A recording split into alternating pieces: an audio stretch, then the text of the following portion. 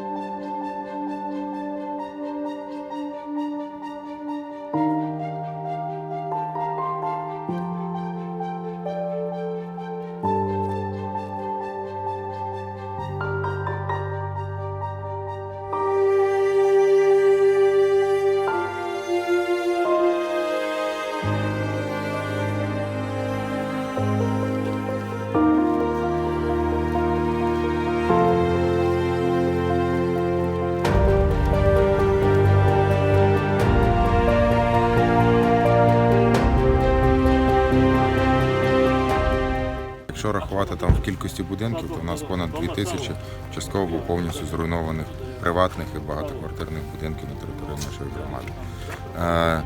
Якщо говорити щодо Гостомеля, що робили росіяни, то вони його руйнують вже останні 200 років, позбавляючи статусу міста, наприклад, магдебурзького права, відносячи його до інших побудованих радянських міст.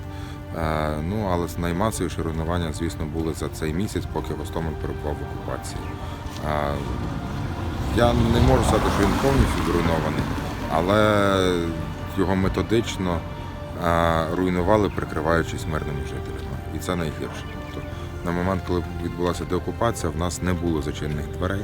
Вони побували всюди, пограбували все, що можна було пограбувати, все, що було легко винести і легко забрати з собою, несло якусь цінність, вони це зробили. І також в нас практично не залишилось парканів, тому що біля тих будівель, де перебували люди, в момент окупації вони перебували свою техніку, фактично прикриваючись мирними жителями. 25-го ввечері зайшли кадирівці. Ми з мамою сиділи у себе в підвалі, тобто зразу зайшла невелика група, вони ввечері почали зламувати квартири. Потім на ранок вони вийшли. Десь 1,5 години в містечку нікого не було. А після цього заїхала велика група кадирівців, десь декілька сот чоловік. Увесь все містечко було заставлене технікою. Нас з мамою перевели туди в підвал, де основна маса людей була. В принципі, там і жили числа до 20 числа. Спочатку з першого контакту відібрали телефони, тому що шукали коректировщиків, наводчиків, перевірили паспорта. Потім, в принципі, єдине, що вони приходили з документами людей військових і шукали серед тих людей, що були в підвалах, чи немає тут тих людей. В іншому, в принципі, нікого не чіпали. Было по времени где-то 9 часов утра, может немножечко позже. Мы на время не ориентировались уже. Что первый выстрел прилетел без 10:07 в часть. И когда взрыв получился, то мы поняли, что это война. И начали вертолеты уже лететь. А потом стояли на балконе с сыном и смотрели на завод Антонова, как его уже бомбили и все остальное. И вот эта детстройка школы, добудова идет, садика и школы. Девочка Ну, молоденькая такая, низкого роста, чернявенькая, во всем черном, кожаные вот так перчатки. И он ее вытаскивал, парень военный, высокого роста, вытаскивал с этого. А я сыну и говорю: сынок, а что тут за красная ленточка спускается? И он набирает батька и кричит: текай, сейчас вас будет бомбить. И точно, только она опустилась, это, и сразу в депо попали. То они там и автобус горел, и все, ми ж це бачили. Це таке. Тут и десант был, и все. И знаете, как хаос, не хаос, а начали бомбить, и люди, паника, вот это все. Но это не наши были.